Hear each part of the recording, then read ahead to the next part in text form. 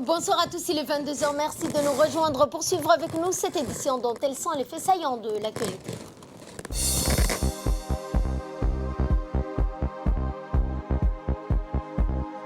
Il est assisté à l'enterrement de feu Moussa Ahmed Idriss.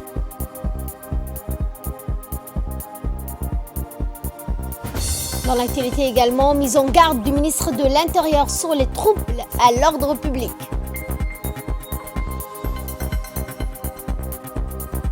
Dans l'actualité internationale, les forces pro-gouvernementales annoncent contrôler Tripoli et sa banlieue. C'est ce que nous verrons en fin de journal. Bonsoir à tous et nous entamons ce journal par le décès de feu Moussa Ahmed Idriss. Le président de la République Ismaël Omar Guelleh a salué la mémoire de feu Moussa Ahmed Idriss, une figure de proue du paysage politique national décédé aujourd'hui vendredi.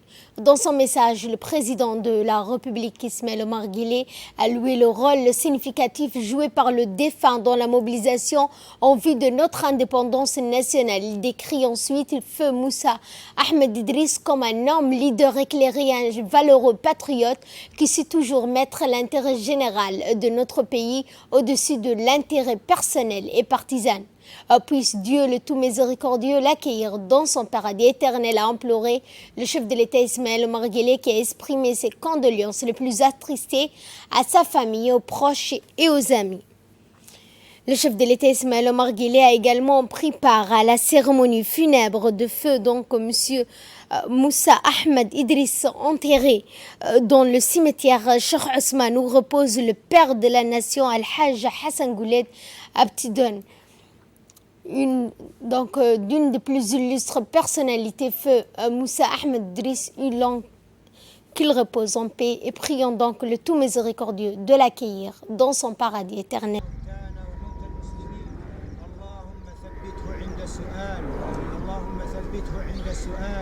اللهم ثبته عند السؤال اللهم اجعله ممن يقول ربي الله ودين الإسلام ونبي محمد عليه الصلاة والسلام.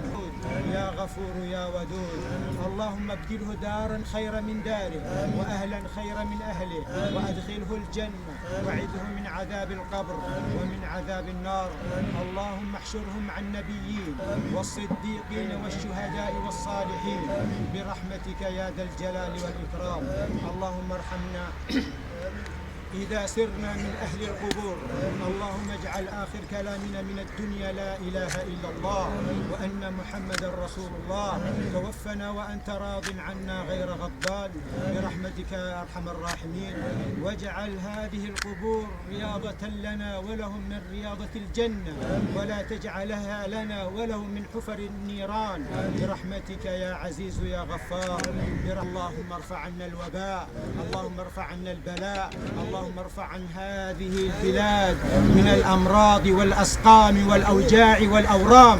اللهم احفظ هذا البلد من الكيد الكائدين ومن الحقد الحاسدين. اللهم من أراد هذا البلد بفتن اللهم اجعل كيده في نحره واجعل تدبيره تدميره يا رب العالمين. اللهم احفظ بلاد المسلمين وسائر بلاد المسلمين. اللهم احفظ هذا البلد وسائر بلاد المسلمين. اللهم احفظه من الكيد الكائدين يا ذا الجلال والإكرام يا حي يا قيوم. اللهم احفظ شعب جيبوتي ورئيسها يا ذا الجلال والإكرام يا حي يا قيوم يا حي يا قيوم يا حي يا قيوم. Et nous allons revenir pour vous dans cette édition sur la carrière de feu Moussa Ahmed Idriss, qui eut une longue carrière politique qui s'étend sur près de 6 décennies, représentant de notre peuple au sein de l'Assemblée nationale française. Avant notre accès à l'indépendance, il fit partie de la première vague de députés élus au Parlement djiboutien après l'acquisition de notre pays à la souveraineté. Il connut l'apogée de sa carrière politique avec sa candidature en 1999 à la magistrature suprême de notre pays. Patriarche à la tête d'une importante famille comprenant donc de nombreux enfants et petits-enfants, feu Moussa Ahmed Idriss était né en 1933. Puisse Dieu le tout miséricordieux l'accueillir dans son paradis éternel. Inna lillahi wa inna ilayhi raji'un. Je vous le disais dans le titre, cette déclaration du ministre de l'Intérieur sur certaines tentatives qui nuisent à l'ordre public. Le ministre est intervenu donc pour s'exprimer. Nous l'écoutons. waxaa halkan soo fariisiyay anigoo wasiirka arrimaha gudaha arrimihii ka dhacay shalay galinkii dambe iyo xalay magaalada. Je suis amené à m'adresser aux médias aujourd'hui pour faire d'abord une mise au point sur certains troubles à l'ordre public qui se sont déroulés hier, dans la journée et dans la soirée. Mais également pour mettre en garde ceux et celles qui s'adonnent à ce genre de troubles. Je voudrais tout d'abord rappeler que toute manifestation obéit à une réglementation bien définie. Je dis bien définie, soit une autorisation préalable des autorités compétentes. Le point de départ de la manifestation, le parcours ainsi que le point de chute. Et tout ceci dans un cadre sécuritaire des personnes en charge de la tenue de cette manifestation. Contrairement à cette procédure, des manifestations ont été provoquées par certains individus. Cela a conduit à la dégradation des biens et des véhicules et endommagé des boutiques, pillé des biens qui appartiennent à des citoyens. En ma qualité de ministre de l'Intérieur, je me dois de rappeler que ce genre de comportement visant à troubler l'ordre public est formellement interdit par la loi. De ce fait, je mets en garde les individus qui feraient la tentative de troubler cet ordre public. Ils seront poursuivis, quels qu'ils soient, et seront traduits devant la justice. Autre déclaration, celle du procureur général de la République, Jamaa Suleiman, a dans une déclaration faite ce matin fait le point sur une affaire judiciaire d'un détenu de droit commun circulant sur les réseaux sociaux, en l'occurrence l'affaire du détenu Fouad Youssouf Ali. Déclaration que je vous propose de suivre.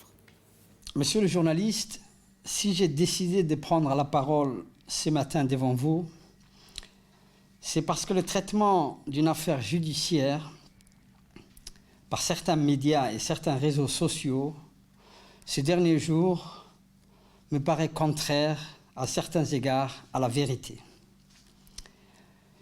Il s'agit bien évidemment de l'affaire dite de l'ex-lieutenant de l'armée nationale, M. Fouad Youssouf Ali. Je voudrais dans un premier temps faire un rappel des faits et de la procédure, parler ensuite des conditions de sa détention et répondre enfin à vos questions. Monsieur, sans vouloir trahir le secret de l'instruction, puisque cette affaire est toujours entre les mains du juge d'instruction saisi du dossier, et en respectant la présomption d'innocence de l'inculpé, je voudrais rappeler ceci. Monsieur Fouad Youssouf Ali, né le 29 octobre 1983 à Djibouti, de nationalité djiboutienne,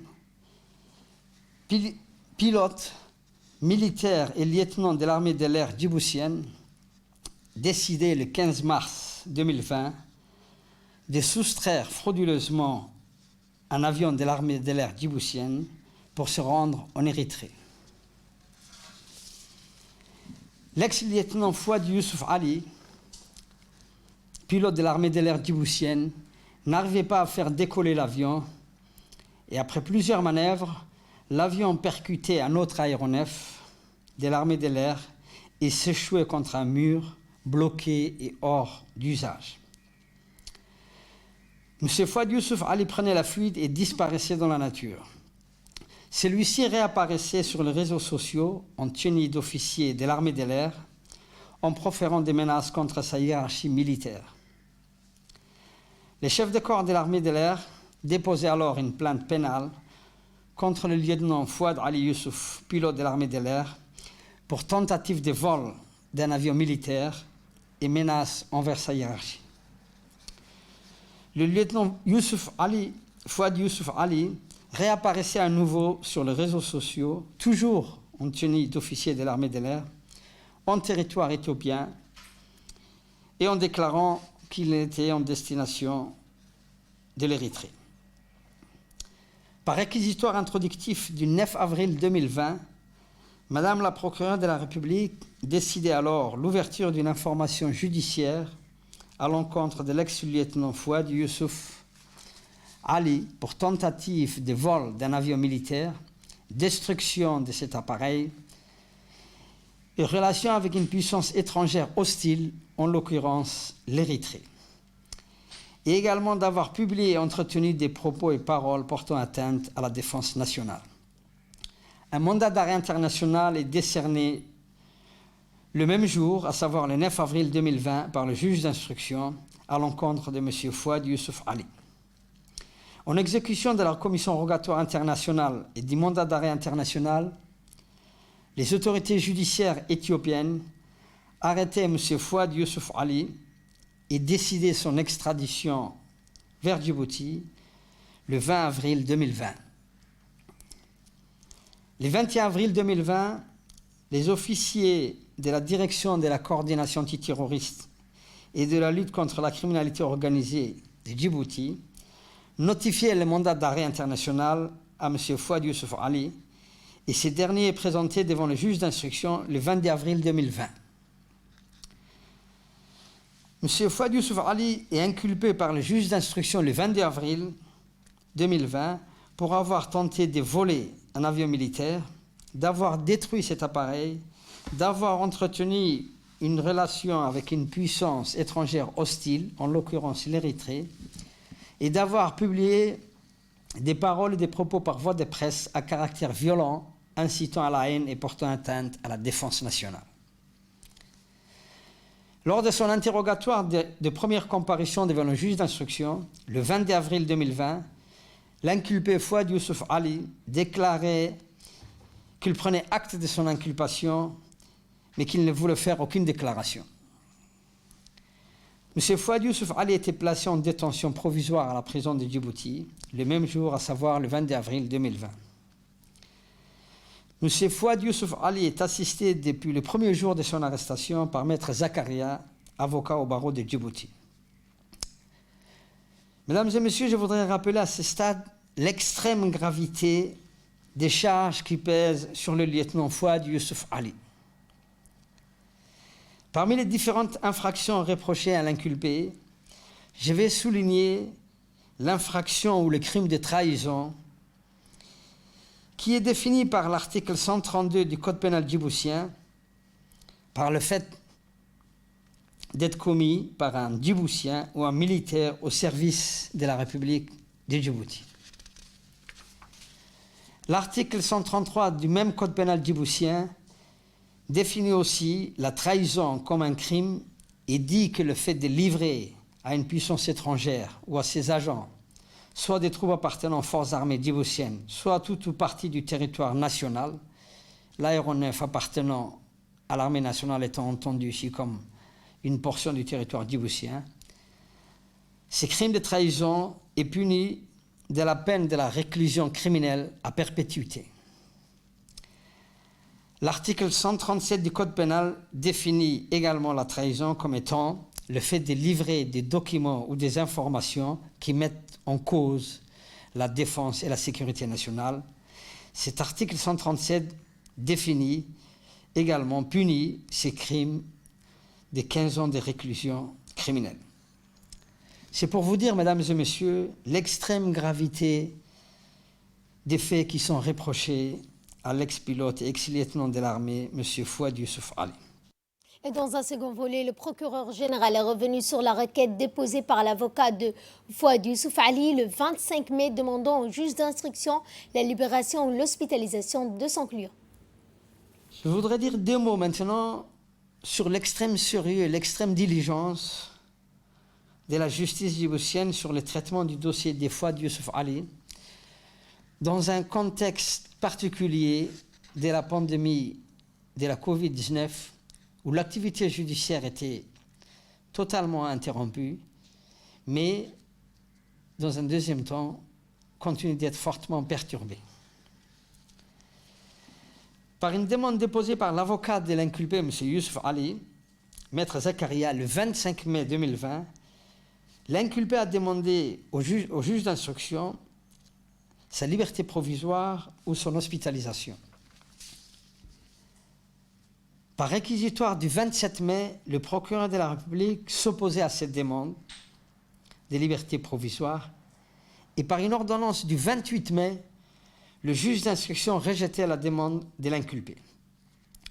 L'inculpé faisait appel de cette ordonnance de refus de mise en liberté devant le juge d'instruction le 31 mai 2020, par le biais de son avocat, Maître Zakaria. La chambre d'accusation de la Cour d'appel, qui est l'organe d'appel, la juridiction d'appel en matière d'instruction, la Cour d'appel de Djibouti s'est réunie le jeudi 4 juin, c'est-à-dire hier matin. Mais c'est là ni l'inculpé ni son conseil, qui a pourtant parlé encore hier soir aux médias, n'ont pas. La Cour d'appel a décidé hier matin sur la demande de liberté provisoire et sur la demande d'hospitalisation. Cette juridiction a décidé de suspendre, de surseoir à la demande de liberté provisoire, mais également à la demande d'hospitalisation, mais elle a ordonné une expertise médicale sur la personne du détenu Fouad Youssouf Ali pour voir si son état de santé nécessitait une hospitalisation.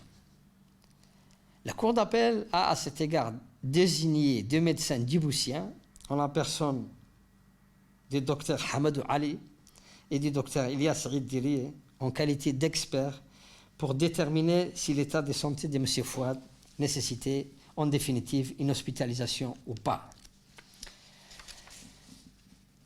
La décision de la Cour d'appel est attendue le 18 juin 2020, étant entendu que les 2 experts médicaux, les 2 experts médecins vont rendre les rapports avant cette date du 18 juin 2020. Mesdames et messieurs, il s'agit là d'une justice sérieuse, impartiale et qui respecte la présomption d'innocence et la dignité de l'inculpé, et qui a traité ces dossiers de façon exemplaire dans un contexte de crise sanitaire difficile. Et je voudrais encore une fois souligner que dans les réseaux sociaux, ni l'inculpé, ni son conseil, Maître Zakaria, ni personne d'autre ne parle de ces traitements exemplaires de la justice djiboutienne à propos du dossier de l'ex-lieutenant Fouad Youssouf Ali. Et le procureur général a également souligné le fait que M. Fouad Youssouf Ali était détenu dans une prison civile. Il n'y a ni juridiction d'exception, ni juridiction militaire à Djibouti. Je voudrais dire maintenant quelques mots sur les conditions de détention de M. Youssouf Ali, Fouad Youssouf Ali. Je tiens d'abord à souligner que M. Fouad Youssouf Ali est détenu dans une prison civile. Ça peut paraître anodin, mais je tiens à rappeler qu'en République de Djibouti, il n'y a ni juridiction d'exception, ni juridiction militaire. Et qu'en l'espèce, l'infraction reprochée à l'inculpé a été commise avec cette circonstance particulière qu'il s'agissait d'un officier de l'armée nationale en exercice. Je voudrais également souligner que M. Fouad Youssouf Ali est un avocat en la personne de Maître Zakaria, avocat au barreau de Djibouti, et qu'il assiste depuis le premier jour de son arrestation à tous les stades de la procédure. Sur les conditions de détention de M. Fouad Youssouf Ali, à proprement parler, elles sont celles de la prison de Djibouti. Je comprends que la vidéo qui a circulé dans les réseaux sociaux ait pu susciter certaines réactions. Même si je tiens à souligner que la vidéo tournée par M. Fouad Youssouf Ali ne filme pas la cellule dans son intégralité, mais juste les latrines. Je vous rappelle que les cellules dites 12 au sein de la prison de Gabod sont des cellules individuelles avec une cour et que l'inculpé avait la possibilité de passer le plus clair des temps et qu'il le passait d'ailleurs dans sa cour individuelle à l'écart des autres cellules où il y a plusieurs détenus. Je vous rappelle aussi que le détenu Fouad Youssouf Ali recevait tous les jours 3 repas de l'extérieur de sa famille et qu'il avait également toute liberté de circuler au sein de la prison, dans l'enceinte de la cour de la prison. Je vous informe aussi que le ministre de la Justice a diligenté une enquête administrative sur les conditions où cette vidéo a été enregistrée, mais également et surtout sur les conditions de détention de M. Fouad Youssouf Ali, mais également des autres détenus au sein de la prison de Gabon. Le ministre de la Justice a d'ailleurs suspendu le directeur de la prison en attendant également les investigations pénales qui sont conduites sous le contrôle de Madame le procureur de la République. Je vous rappelle enfin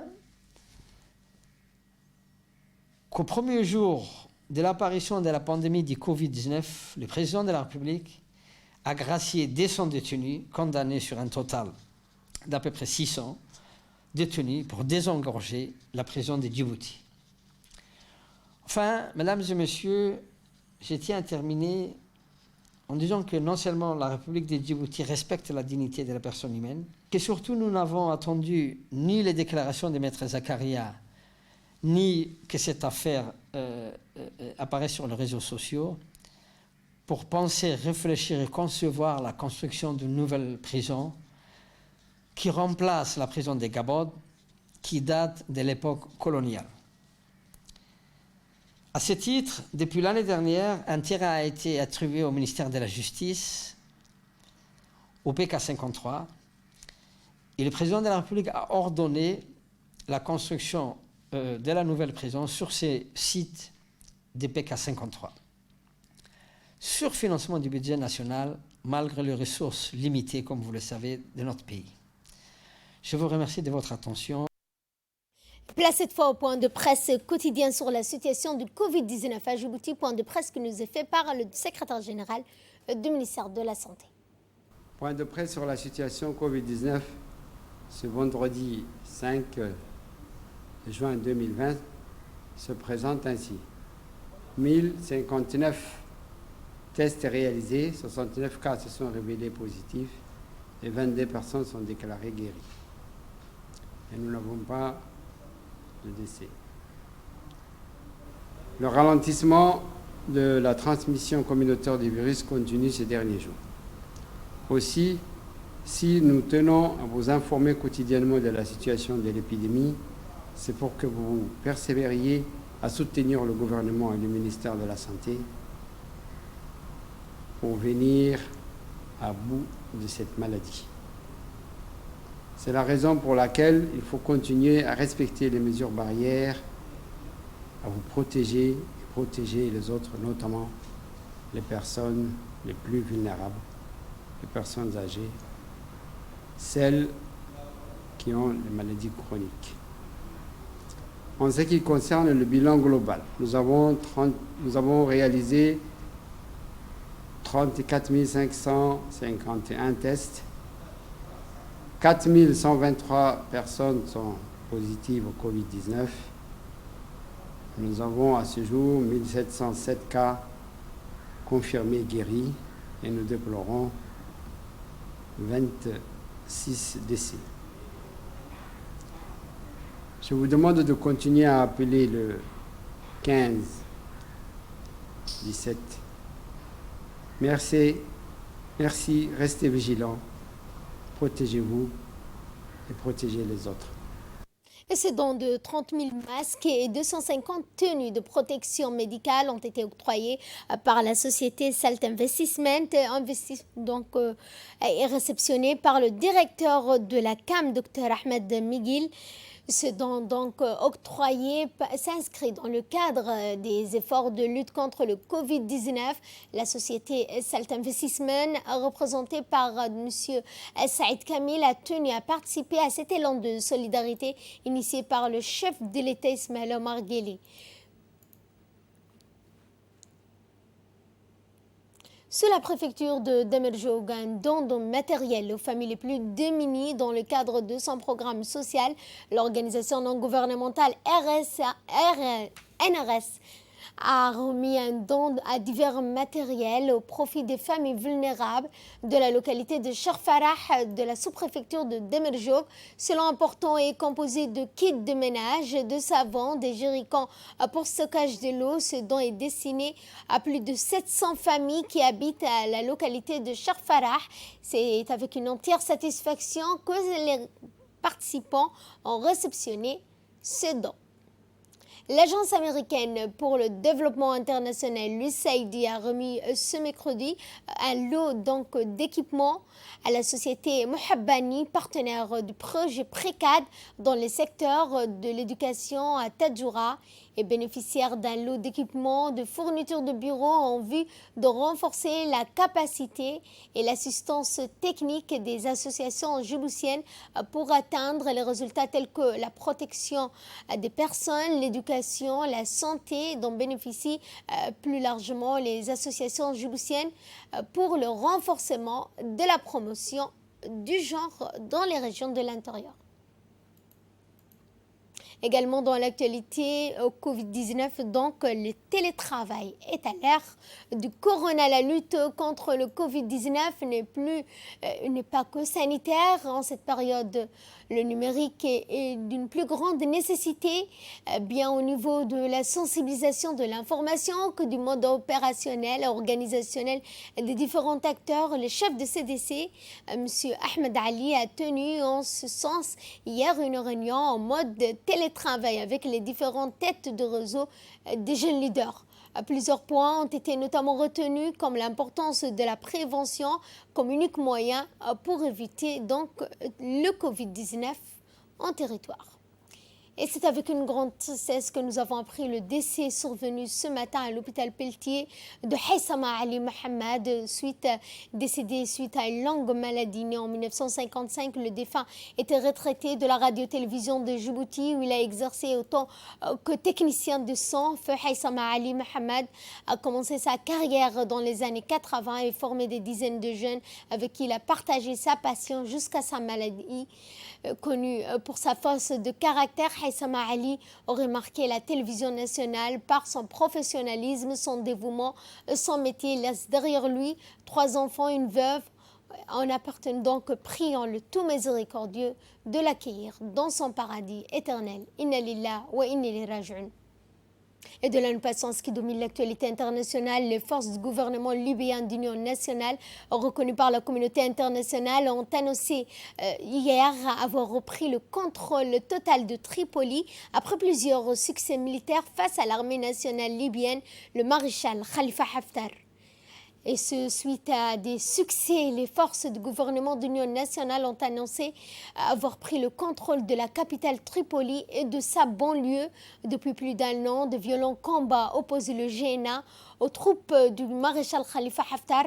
Le maréchal Khalifa Haftar a lancé en avril 2019 une offensive qui visait à s'emparer rapidement de Tripoli, mais les combats se sont rapidement enlisés au sud de la capitale et le camp Haftar a subi plusieurs revers ces dernières semaines. Fin de ce journal, merci à vous de nous avoir suivis. Excellent week-end à toutes et à tous.